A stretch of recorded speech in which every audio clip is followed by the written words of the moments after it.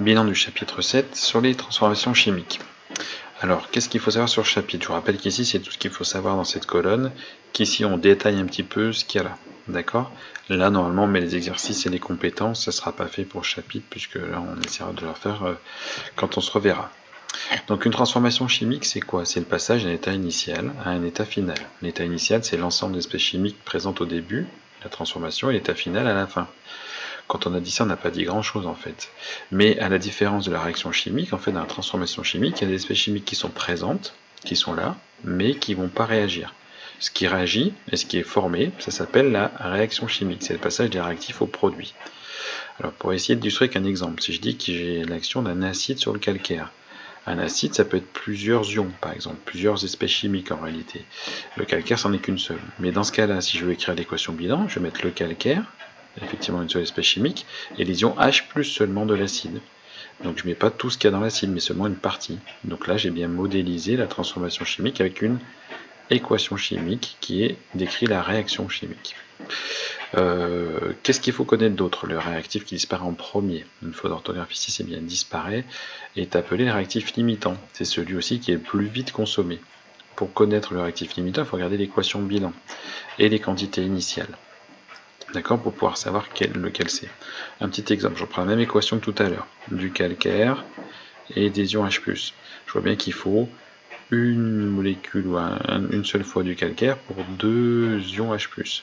Donc si on a 2 moles de chaque en fait, comme une mole a besoin de 2 moles, chaque fois qu'une mole va disparaître, 2 moles disparaissent ici. Donc ce qui va disparaître en premier, d'accord, l'état d'après ici, je vais avoir une mole de calcaire en moins, j'aurai plus du tout de H+, dès qu'une mole de CaCO3 va disparaître.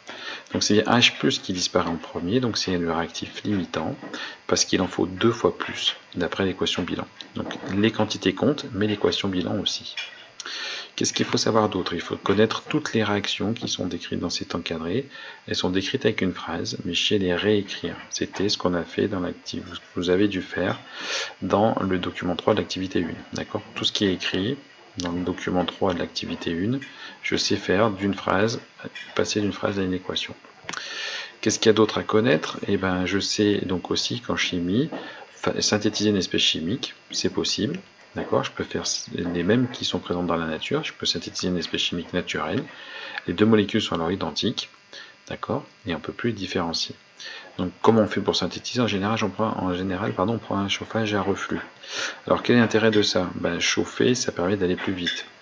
Les vapeurs aussi, elles peuvent pas aller plus loin que cette partie du montage qui s'appelle le réfrigérant, qui va donc reliquéfier les vapeurs. Elles vont retomber dans le ballon.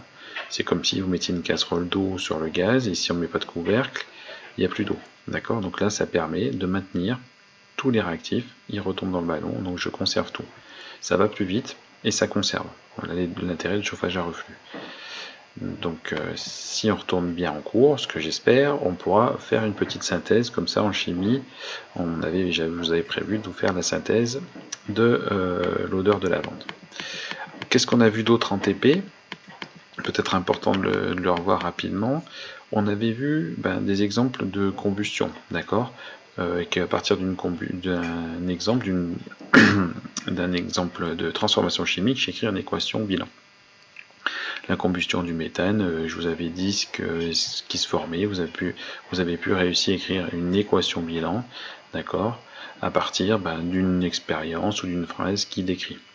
Je vous rappelle ici que l'équation bilan a des nombres devant qui s'appellent les nombres stoichiométriques. 2 fois 2, 4H, oui 4H, je vérifie que j'ai un carbone de chaque côté, 2 et 2, 4 oxygènes, il manque ici, pardon, je l'ai oublié, un 2 pour faire 4 oxygènes.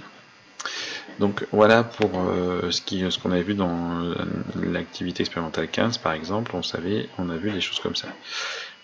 Qu'est-ce qu'il faut connaître d'autre? Eh bien en fait que les quantités jouent un rôle important. Un petit exemple, c'est qu'on avait essayé de mélanger donc du bicarbonate ou de l'hydrogénocarbonate de sodium, expérience qu'on peut refaire à la maison, vous avez du bicarbonate de soude peut-être ou de la levure, on mélange avec un acide, du vinaigre, et ça va mousser. Donc si on fait ça dans un récipient qui est fermé avec un ballon, j'y gonfle un ballon, d'accord. Et si je mets 2 fois plus de bicarbonate, et ben je gonfle, ou 2 fois moins, pardon, ici, je vais gonfler 2 fois moins mon ballon. Voilà.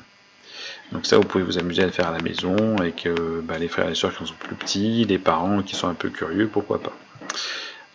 Qu'est-ce qu'il faut retenir encore du vocabulaire? Lorsqu'une transformation chimique s'accompagne d'une augmentation de la température, elle est dite exothermique. Si elle s'accompagne d'une diminution de la température, elle est dite endothermique. Et s'il n'y a aucun effet thermique, elle est dite athermique.